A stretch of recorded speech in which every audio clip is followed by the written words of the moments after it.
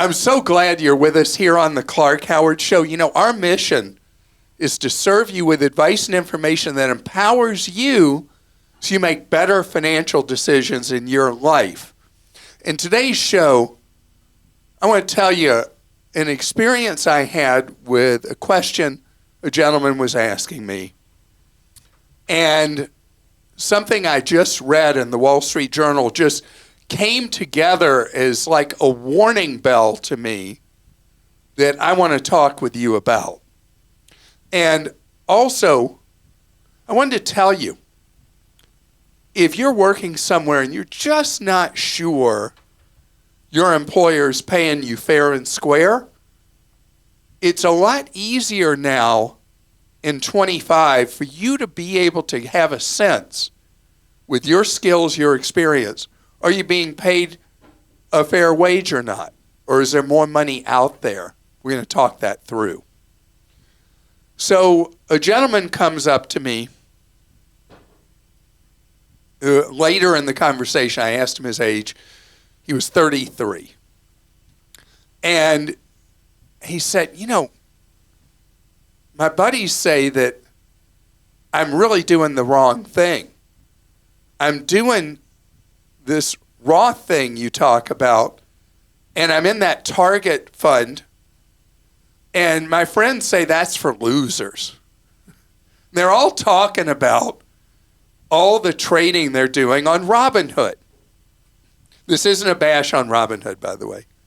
But they're all talking about, you know, they're buying this, they're doing options, they're doing all these different things, and they're making this money on that trade, and blah, blah, blah, blah, blah, and that they're on the shortcut, is what I call it, when people think they're on the shortcut to wealth.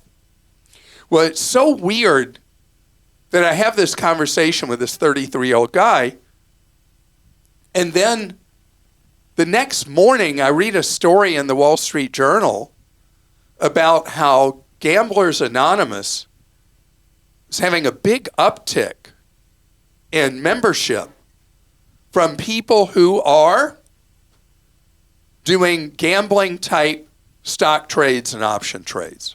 Yep. You know what else? They're almost 100% guys, young guys. And as I shared once before, I've been having this conversation with my son, who's 19, and took money he got for his birthday and is doing trading in an account.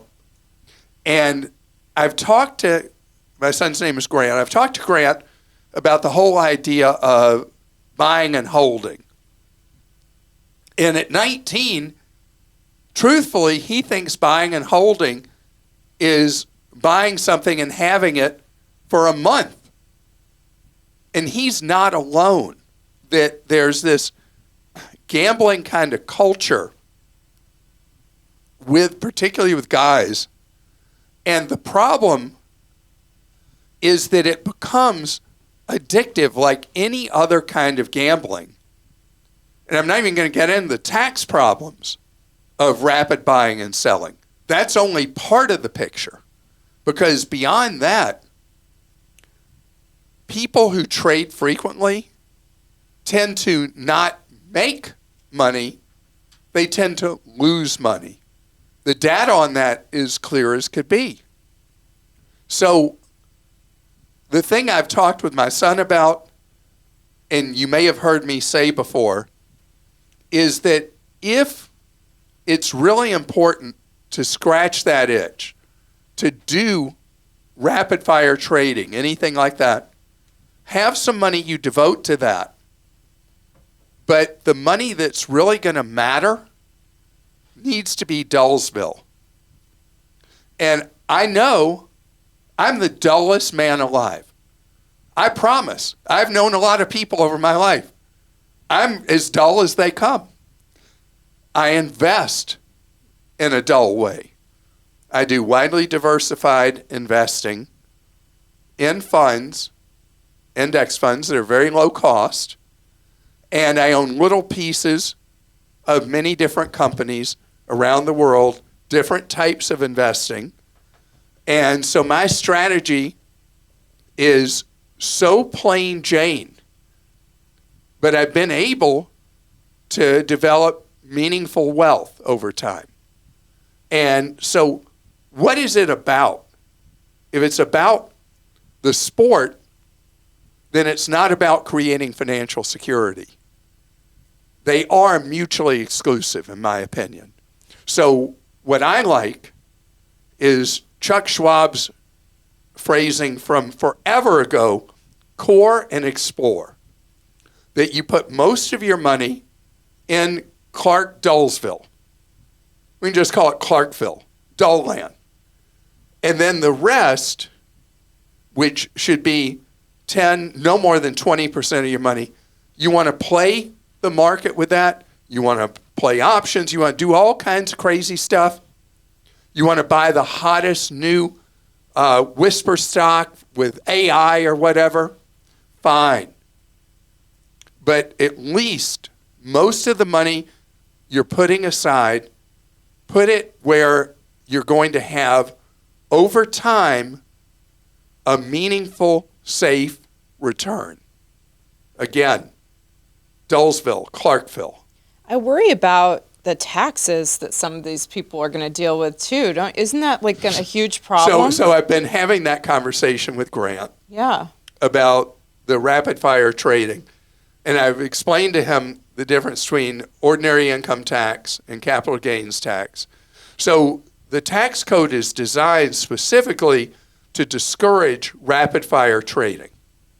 Because when you do a buy and sell in less than a year, you're punished by the tax code with punitive tax rates.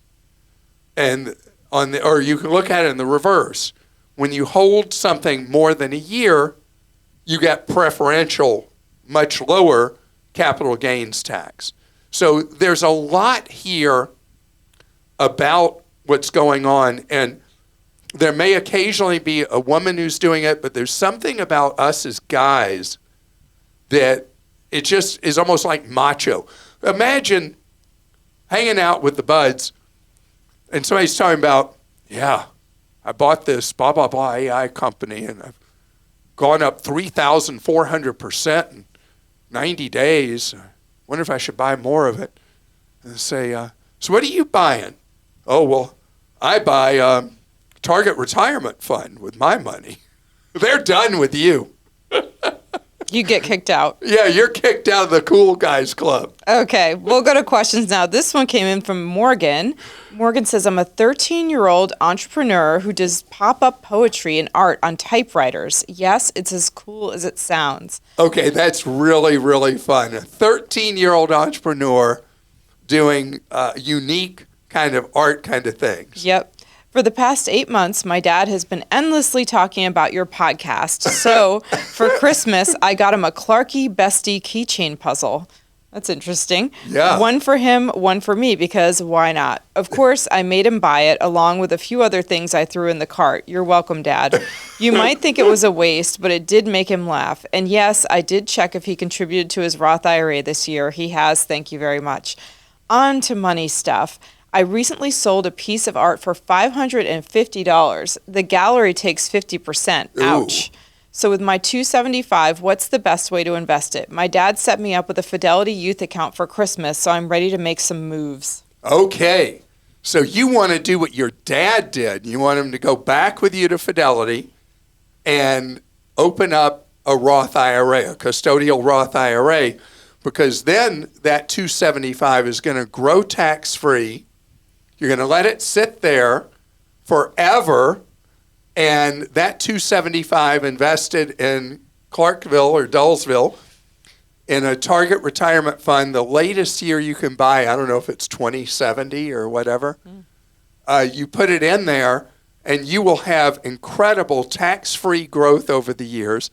You can put in, every year you have earnings, up to $7,000 right now, you can put in that Roth, and you, believe it or not, in your teenage years, you keep being successful with art, you could put enough money aside through your teenage years that you could be a millionaire just from that money when it's time for you to retire. And remember, It grows tax-free. You spend it tax-free. But it has to be left alone till retirement age, which is a long time away for you. Ryan in Georgia says, I have the Capital One Venture X card, the same as Clark. I booked a hotel through the Capital One travel portal.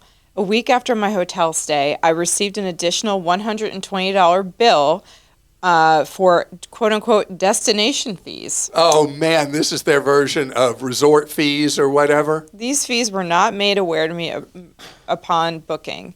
Although Capital One reversed this charge when I called, they said the only way to prevent these fees in the future was to call the hotel after booking to ask if there were any additional fees. How else can I prevent these junk fees in the future?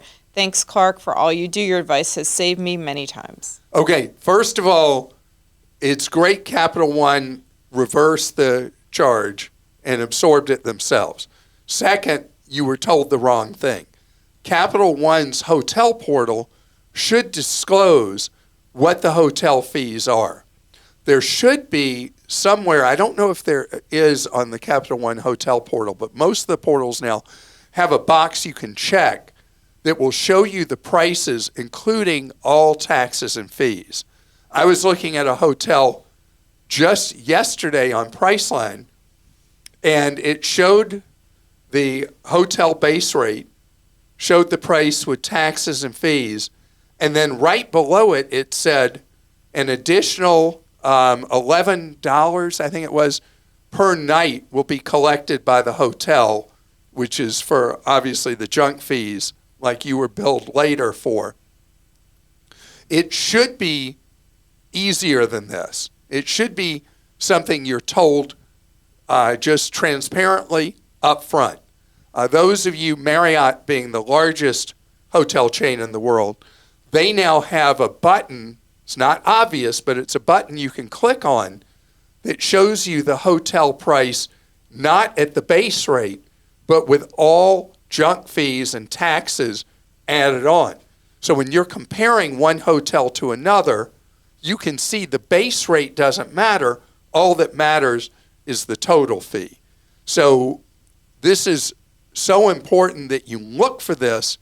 And you know now with Capital One, they're not being easily transparent with the hotel made-up fees. So you'll have to look for that before you click to purchase a room. And speaking of travel, this came in from Brad in Illinois. I'm glad I acted on your advice. Just a friendly reminder to take and keep your car rental damage photos and videos. I received a claim on January 6th for a previously existing damage to a rental from the first week in August. Luckily, my documentation was still saved. So I'm like a kid in third grade. I just counted out on my fingers. 5 months later? 5 months later?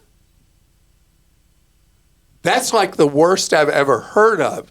You know, I've never suggested, Brad, that people keep car rental photos or videos for really more than 60, 90 days, because almost always you'll hear within weeks, not months.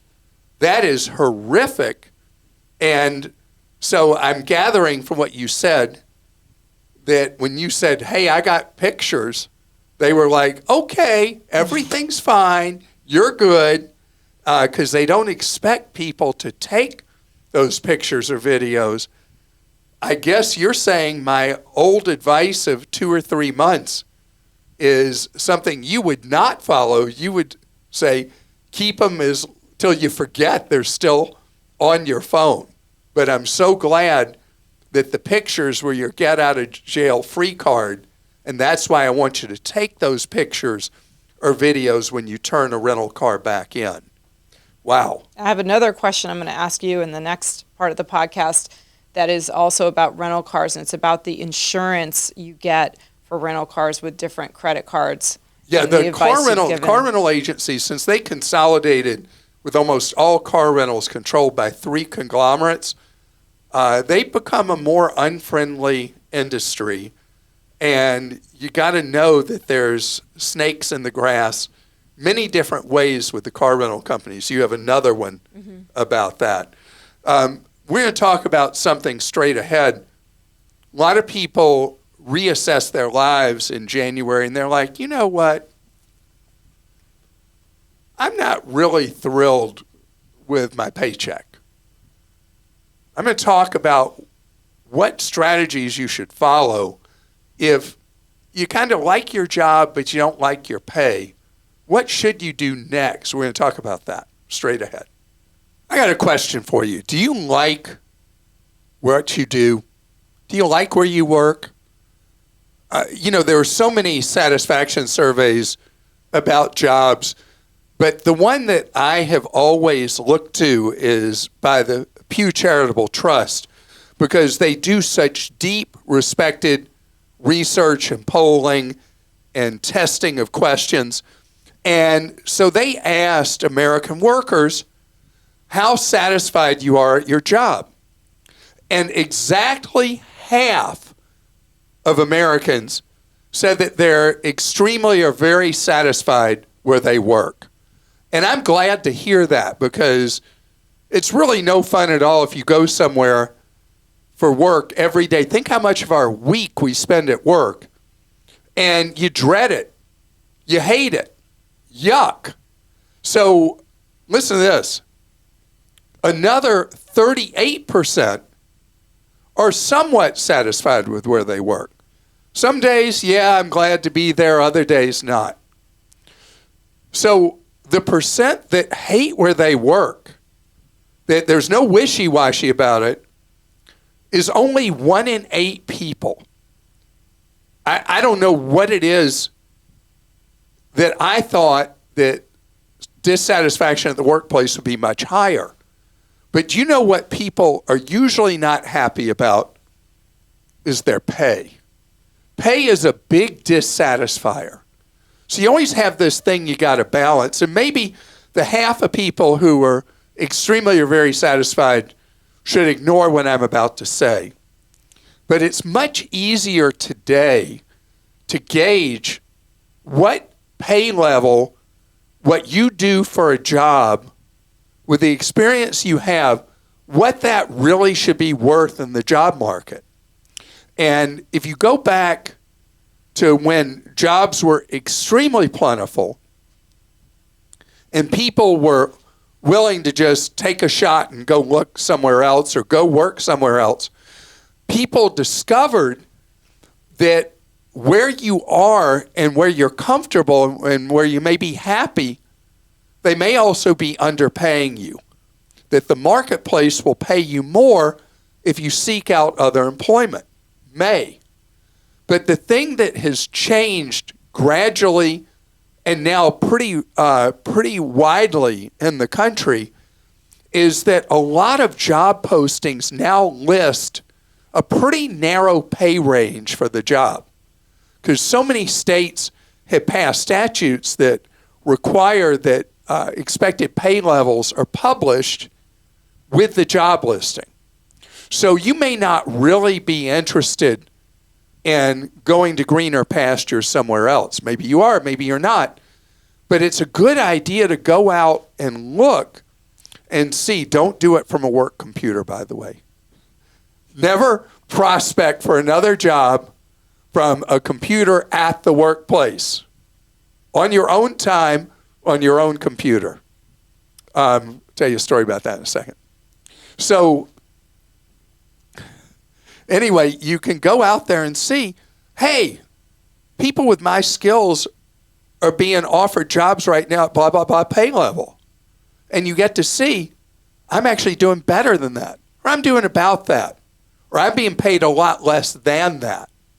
And then you got to decide what's next. If it is where you're being underpaid versus what it appears your skills and experience are worth in the marketplace. Are you willing to go out and explore other opportunities? Or when it comes time for your review, are you willing to say at that point, you know, I love being here. It just feels like, from what I'm seeing out there, that I should be making more money. You always have to worry about the ricochet where they say, okay, you think you're worth more money? Go find it. It's not happening here. You have to gauge that. But I would say for the nearly 40% of people who are only somewhat satisfied with where you are. And of course, the 12% of people who hate where they are. Go out there and see what else is out there. Be willing to explore, apply, look for other opportunities, and if necessary, move on. Oh, it was a story I was going to tell. Yes, tell it. I forgot where I was. It was about the don't do anything on your work computer. Yeah. So I'm in a place of work, and there was a very valued employee. And she had left her workstation, and her manager came by to find her, to talk to her about something, and then does what people do if there's a live computer screen. See, you're looking over at my screen, yeah, Christa. What are you looking at, Clark? And sees that an email she's writing thanking someone for the interview she had for a job somewhere else. She was gone that day. They just said, "You're out of here." And this was a great employee. But the manager was like, "Well, if you're this disloyal that you're looking for something else, you're out of here right now." And people were shocked because this was a real super achiever employee. Seems sort of short-sighted by the manager. Maybe an opportunity to find out what's going wrong. But instead, what it means, the lesson I want you to have as a worker, don't ever prospect for that new job while you're at the job you're at, period. Indeed. Okay. Anna in Washington says, we got the new Chase Sapphire preferred card because Clark said it would act as our primary insurance for a rental car rather than secondary insurance like most cards. I called Chase to double check on that before applying. No one in customer service seemed to know if that was correct. I was transferred to several different people, finally to someone in their insurance claims department. She agreed that this card would act as primary insurance for a rental car. I just received my Guide to Benefits booklet, and it says the Chase Sapphire preferred card would act as secondary insurance. Who should I believe? Thank you for informing us all about financial and other consumer matters. I love, love, love your podcast. Could listen to you all day. Thank you very much. And Anna, I'm impressed that you did all the single checking, double checking, triple checking, because the truth is customer no service workers have no idea, as you discovered, even talking with someone in the insurance claims department. So my understanding with the Chase cards is the Sapphire Reserve is primary and is really rock solid rental car coverage. The Preferred, which is a $95 or $99 annual fee card, is secondary. So if you rent cars repeatedly, you travel a lot, the Sapphire Reserve has a huge annual fee, just under $600, but they rebate $300 of it to you each year just in travel. And there are other benefits. I have it. I love that card. But you travel a lot. And what we don't know, Anna, is how much you travel. The preferred card is looked at as a very good, maybe just about the best, entry-level travel credit card for people who don't travel frequently. The Reserve is a whole different category and has an annual fee 6 times the cost. But it would come with the rental car coverage. You rent several cars a year. You've easily made up the cost, because remember, you got $300 back. So you're talking about a $300 net annual fee for the card. You don't have to rent a car many times before that primary coverage already covers the junk fees that the car rental company would charge you otherwise. Rick in Arizona says, I've been carrying the Amex Platinum card for many years. It served me well when I was working, but now that I'm retired, I'm not sure it's worth the annual fee. I don't fly much, maybe 8 or 9 times a year for vacation. What is the test to see if it still makes sense to keep it? So the Amex Platinum, if you're not traveling constantly, doesn't work. You'd have to be charging a huge volume on it to overcome the shortcomings. And what I've recommended to people who maybe were in a job where they traveled a lot and now they're traveling not as much as they used to, or whatever the circumstance that you fit, in my opinion, is the one that we had the question about earlier. The Capital One Venture X is the 100% winner. It has an annual fee. And again, these are for travelers. The Capital One Venture X has a $395 annual fee, which I keep expecting them to raise. They give you $300 back in travel credit for travel you book through them over the course of a year. So it nets $95. Each year at renewal, they give you another equivalent $100 to net out being a minus $5 annual fee, essentially, for people who travel even infrequently. All charges earn minimum 2x, so it's a 2% cashback card, except for travel you book through them that I think is 10x. So it gets you lounge access in that second tier lounge group called Priority Pass lounges. And then Capital One in some cities has their own lounges, which are by reputation are supposed to be much nicer than the American Express lounges that you're used to, the Centurion lounges.